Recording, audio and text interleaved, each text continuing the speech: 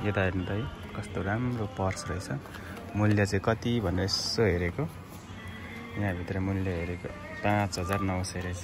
यहाँ एउटा जुत्ता रहेछ तपाईको 9,000 लगभग पर्ने जुत्ता। व्यवस्थित सहर देखिन्छ। यसलाई चाहिँ मेरो देश पनि यस्तै भइदिए हुन्थ्यो भन्ने हामीलाई लाग्न स्वाभाविक कुरा पनि। विदेशमा देशको माया कति छ भन्ने कुरा चाहिँ विदेशीलाई, विदेशमा बस्ने नेपालीलाई सोध्नु भनेर भन्ने गर्छन्। तोसिकी केनको चाहिँ अहिले नासोसियो बाराको चाहिँ 26.6 डिग्री सेल्सियस तापक्रम रहेको छ। हेलो एभ्रिवान, नमस्ते। आज धेरै पछि युट्युबमा एउटा नयाँ भिडियो लिएर आइरहेको छु। आज भन्नुहुन्छ भने मौसम यस्तो राम्रो छ हैन। म चाहिँ खास गरेर भन्नुहुन्छ भने चाहिँ खाले खुट्टा छ हैन, यसैलाई जुत्ता किन्नको लागि गइरहेको छु। जापानमा म नै होला सायद जुत्ता नलाइकन बाहिर ट्राभल गर्ने चाहिँ हैन। जुत्ता चाहिँ खासमा चाहिँ कामको लागि चाहिएको भएकोले जुत्ता किन्न नगइ नहुने स्थिति छ हैन। र आजको मौसम हेर्नुहुन्छ भने यस्तो राम्रो वाह है। अब म जाँदैछु बजारतिर, तपाईहरुले देख्न सक्नुहुन्छ। के देखाउँछु म, हेर्दै जानु होला है त। Let's follow me guys. यो चाहिँ तोचिकी भन्ने ठाउँमा घुम्न पाइने ठाउँहरू छ। ल हेर्नुस् त कस्तो राम्रो वाह। तोचिकी केनको चाहिँ अहिले नासोसियो बाराको चाहिँ 26.6 डिग्री सेल्सियस तापक्रम रहेको छ है त। र अब म चाहिँ यहाँ ट्रेन पर्खिरहेको छु। 12 बजेर 2 मिनेटमा आउने गर्छ। यो चाहिँ भन्नुहुन्छ भने जापानको तोचिकी केनमा रहेको नासुमाचीको कुरोदाहारा स्टेसन भनेर भन्ने गरिन्छ। यहाँ ट्रेन अलिक पातलै आउने गर्छ। सायद घन्टामा आउँछन् होला। त्यति धेरै बाहिर नजाने भएको कारणले गर्दाखेरि खासै यो समयहरू राखिँदैन, याद गरिँदैन। अनि सिनसिरा खावा भन्ने ठाउँमा यो तर्फ चाहिँ जानेछु है त।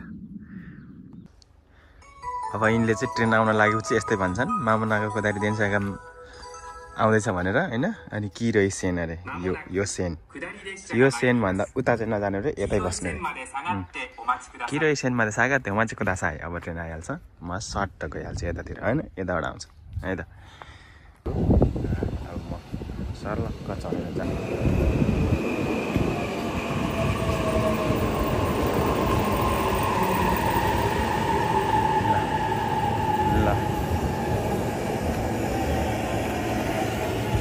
अब यो ट्रेनहरू चाहिँ प्रायः जस्तो खाली नै हुन्छ यहाँ चाहिँ हैन। टिकट पनि लिएर आएको छु मैले।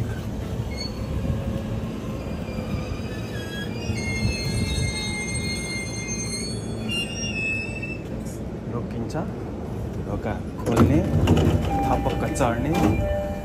आजकल भन्नुहुन्छ भने चाहिँ ट्रेन चाहिँ एकदम खाली नै हुन्छ। यो ट्रेनहरू चाहिँ एकदम खाली नै हिँडिरहेको हुन्छ है त। ओके लेट्स गो है त। अब गइहाल्छौँ हामी। गर्मी बढिरहेको छ हैन। अहिले चाहिँ 26-27 डिग्री छ। हिजोसम्म निकै जाडो थियो है। चाँडै नै गर्मी एकदम कस्तो हुन्छ है त गर्मीमा चाहिँ। ल हामी गयौँ है त। यताबाट हेर्नुहुन्छ भने चाहिँ जङ्गल भनेको यति धेरै छ है।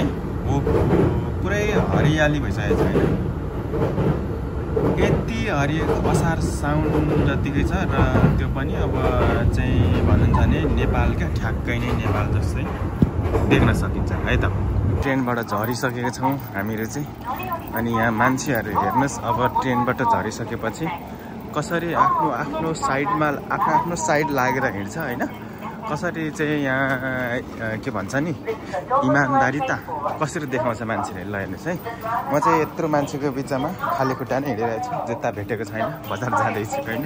अब यहाँबाट सिक्नुपर्ने कुराहरू पनि धेरै छ। यो जापानिजहरूबाट सिक्नुपर्ने कसरी हिँड्छन् त यिनीहरू। अब हिँडिरहेछ यहाँ सबैजना, बस्ने यताभित्र बसिरहेछ।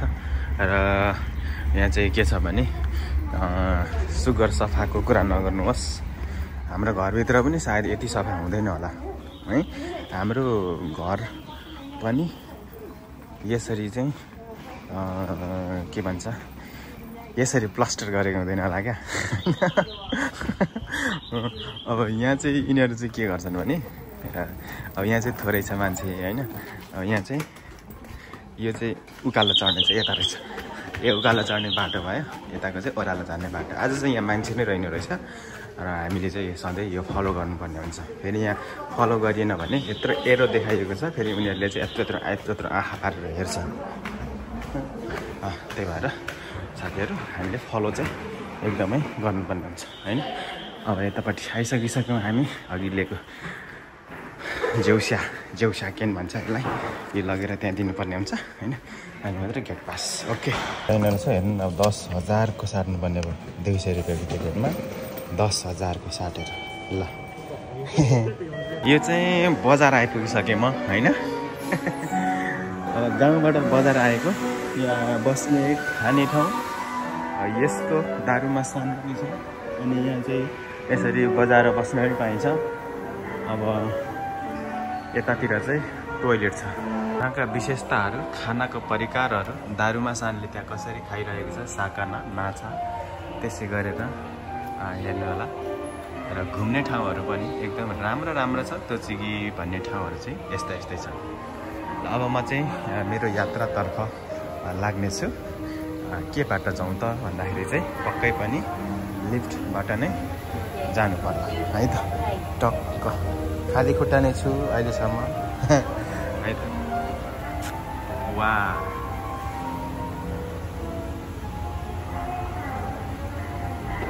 फाइनल्ली म स्टेसनबाट बाहिर निस्किसकेँ।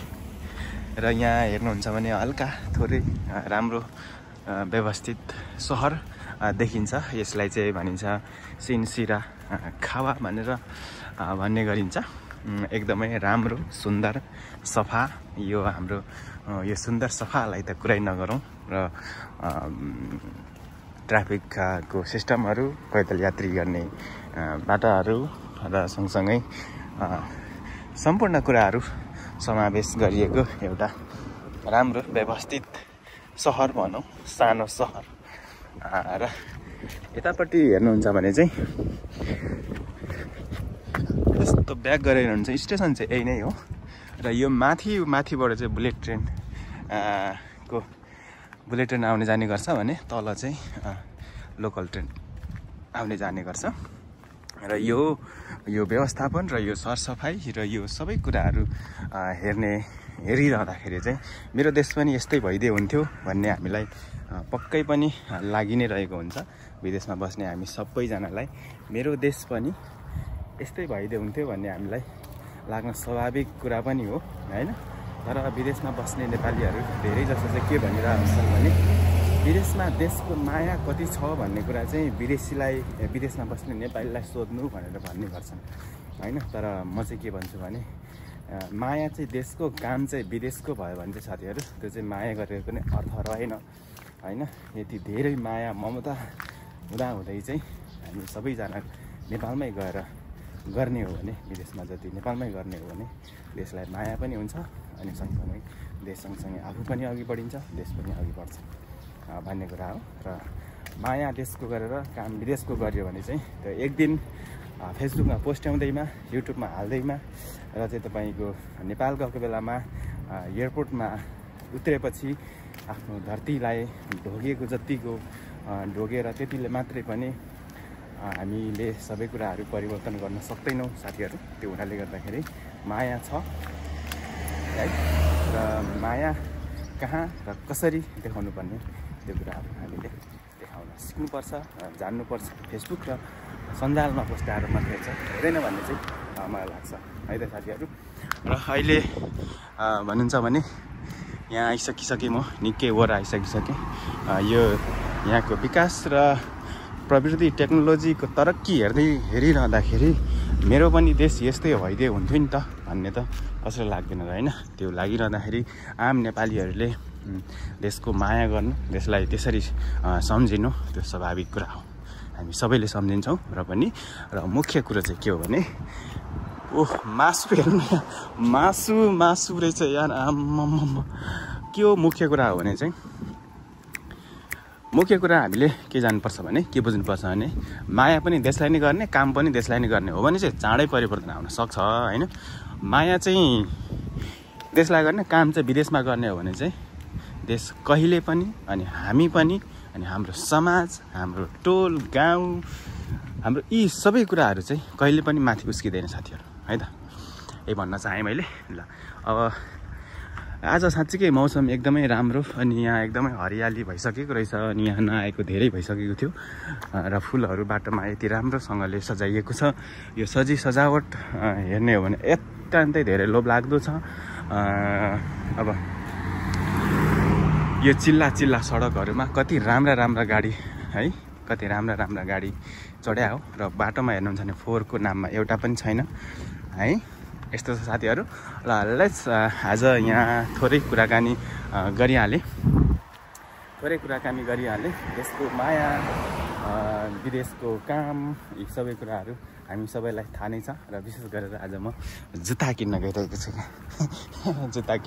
छु र हेर्नुहोस् त आजको मौसम पनि अति नै राम्रो भएको कारणले गर्दाखेरि एउटा भ्लग बनाइदिउँ नि त भनेर सोचिरहँदाखेरि चाहिँ ठ्याक्कै बनाइदिएछु साथीहरू। तपाईँहरू यो भिडियो हेरेर इन्जोय गर्नु होला भनेर भन्छु है त।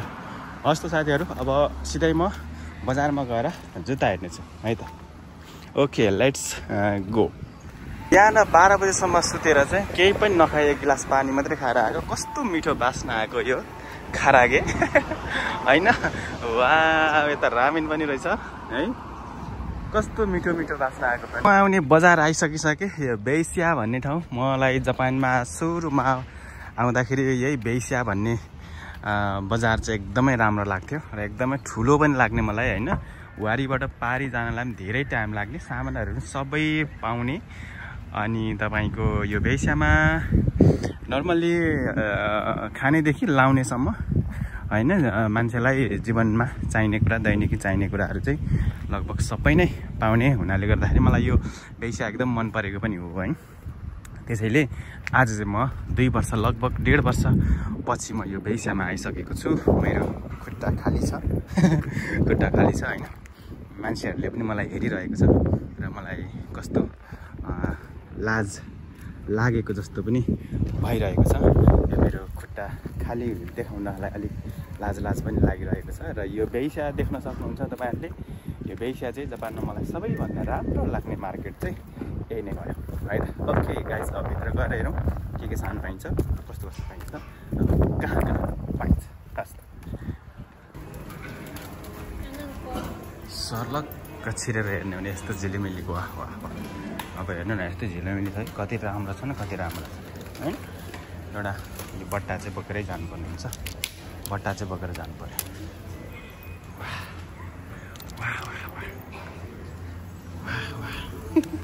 वाह कति राम्रो। त्यो भयो तपाईँको भाँडाकुँडादेखि लिएर किचनवेयर सामानहरूदेखि लिएर सबै कुराहरू पाइन्छ नि यहाँ होइन। र म चाहिँ सिधै यो खाली खुट्टालाई मर्मत गर्नको लागि कहाँ जाँदैछु भने जुत्ता यहाँ रहेछ, मोजाको बजार रहेछ यहाँ, पक्कै पनि यही नै पाइन्छ होला भन्ने मलाई लागिरह र म यतातिर गइरहेको छु। अब मैले जुत्ता त किन्नै पर्यो है त। ल गाइस है, खोज्दैछु कहीँ तपाईँको जुत्ता भएकोमा आइयो, भेटियो जुत्ता होइन। प्राइस मात्रै रहेछ 5000 रुपियाँ रहेछ। अब यस्तै गरेर जुत्ताहरू हेर्दै जाउँ, एकदम नर्मल जुत्ताहरू हेर्दै जाउँ। काममा लगाउने जुत्ता अथवा बाहिर लाउने जुत्ता कतिमा पाइँदो रहेछ भनेर जापानको जुत्ता बजारमा छिरेको छु र जुत्ता बजार तपाईँहरूलाई देखाउँदैछु। र यो जुत्ता बजारमा जुत्ताहरू कतिको राम्रो खालको जुत्ताहरू पाइन्छ भन्ने कुरा हो। र विशेष गरेर यो सप चाहिँ जुत्ताको चाहिँ होइन, यो चाहिँ मैले अघि पनि भनिहालेँ, विभिन्न मान्छेलाई दैनिकी चाहिने कुराहरू, खानादेखि लाउनसम्मको कुराहरू चाहिँ हामीले यहाँ पाउँछौँ। र जुत्ता लगाउने ठाउँ र लगाएर चाहिँ यहाँ यसरी देखाउने ठाउँ पनि छ। अहिले चाहिँ मेरो चप्पल छ, त्यही हेर्नलाई पनि यहाँ सजिलो छ। र अहिले चाहिँ म यहाँ जुत्ता खोजि नै रहेको छु। र मैले अघि भने यहाँ मान्छेले दैनिक रूपमा होइन, दैनिकी जीवनमा चाहिने आवश्यक पर्ने सामग्रीहरू चाहिँ सबै सामग्रीहरू यो बजारमा पाउने हुनाले गर्दाखेरि चप्पल, ल क्याप, टोपी, गर्मी लाग्दैछ क्याप लगाएर हिँड्नु होला। जापानमा अलिक धेरै नै गर्मी हुन्छ हुने ठाउँहरूमा है त। ल म फाइनल्ली अब जुत्ता नै हेर्नेछु। यहाँ एउटा जुत्ता रहेछ तपाईको 9000 लगभग पर्ने जुत्ता रहेछ। मलाई अलिक खासै मन परेन। यहाँ 8000 यो पनि 9000 कै जुत्ता भनौँ 8-9000 को जुत्ताहरू चाहिँ यस्तो यो टाइपको जुत्ताहरू रहेछ। 8-9000 को जुत्ता हेर्नुस् त। यो पनि 9000 कै जुत्ता रहेछ। 9000 को जुत्ता छ भने अब यतातिर अलिक अर्कै खालको जुत्ताहरू छ भने अझै म हेर्ने छु। अब यहाँ हेरेको कस्तो राम्रो पर्स रहेछ हैन। यता हेर्नु त है कस्तो राम्रो पर्स रहेछ। मूल्य चाहिँ कति भनेर यसो हेरेको। यहाँ भित्र मूल्य हेरेको 5900 रहेछ। 5000 त पैसै छैन अनि 5000 को पर्स बोकेर के गर्नु यार भनेर राखिदिएँ मैले। साथीहरु जुत्ता भेट्यो। अब यहाँनिर लाउने ठाउँ छ। अब यो कस्तो देखिन्छ भनेर चाहिँ जुत्ता चाहिँ यहाँबाट चाहिँ यसो गरेर यहाँ तल हेरिन्छ हैन। ठिकै छ हैन। नर्मली ठिकै छ। गर्मीमा हल्का छ। त्यही छ साथीहरु। अनि जापानमा चाहिँ लुगाहरू प्राय जापानिजहरूले चाहिँ के गरिरहेको हुन्छ भन्दाखेरि जस्तो तस्तो लगाइरहेको हुन्छ क्या। नेपालले जस्तो एकदम ब्रान्डेड लुगा लगाएर जुत्ता लगाएर देखाएर हिँड्ने त्यस्तो गर्ने चलन चाहिँ छैन हैन। यिनीहरूको चाहिँ ब्रान्डेड पनि लगाइरहेको हुन्छन् तर पनि उनीहरूलाई चाहिँ मेनली चाहिँ के हुन्छ भने काम चलाउ भयो भने चाहिँ उनीहरूको काम चलाउ भयो भने हुन्छ क्या। उनीहरूलाई सफा चाहियो बस त्यही हो। र म पनि चाहिँ अब जुत्ता सपमा नगएर चाहिँ जुत्ता हैन नर्मली मान्छेलाई दैनिकी रूपमा चाहिने कुराहरू चाहिँ यही पसलमा पाइने भएकोले गर्दाखेरि यहाँ आएर विशेष गरेर मैले कामको लागि जुत्ता किन्नको लागि आएको हैन। नेपालबाट ल्याएको 2 जोर च्यात्यो फाट्यो। त्यो भएर फेरि अब एउटा त्यही किन्न आऊँ न त भनेर चाहिँ यो बेइसा चाहिँ मलाई पहिल्यैदेखि राम्रो पनि लागिरहेको थियो। जापानमा सुरुमा आउँदाखेरि म यही बेइसामा किनमेल गर्ने गर्थेँ र त्यो भएर हैन हामीले चाहिँ अब धेरै महँगो लाउने राम्रो लाउने देखाउने भन्दा पनि साथीहरु हाम्रो लागि के चाहिँ आवश्यक हो भन्ने कुरालाई चाहिँ मध्यनजर गरेर चाहिँ हामीले त्यसरी गर्यौं भने चाहिँ हाम्रो पैसाहरु सेभिङ भविष्यलाई पैसा सेभिङ गर्न सकिन्छ इत्यादि कुराहरु गर्न सकिन्छ हैन। हामी चाहिँ यहाँ छौं पैसा छ आजलाई भनेर आज मनग्गे शपिङ गरेर जुत्ताकै शपमा जाने अथवा लुगाहरु एकदम ब्रान्डेड लुगाहरु किनेर लाउने त्यो आफ्नो सोखको कुरा पनि हो। तर पनि हामी जस्तो अलिक जेरो लेभलको मान्छेले चाहिँ धेरै विचार गर्नुपर्छ साथीहरु। त्यो भएर चाहिँ म चाहिँ यहाँ आएर एकदम सस्तो जुत्ता काममा लाउने जुत्ता लिएर जाँदैछु। हस् त तपाईहरुलाई पनि यदि आउनु छ भने चाहिँ बेइसा पसलमा जानु होला र राम्रो लुगा राम्रो जुत्ता किन्नु होला सस्तोमा र भरपर्दो टिकाउ है त। Okay bye bye.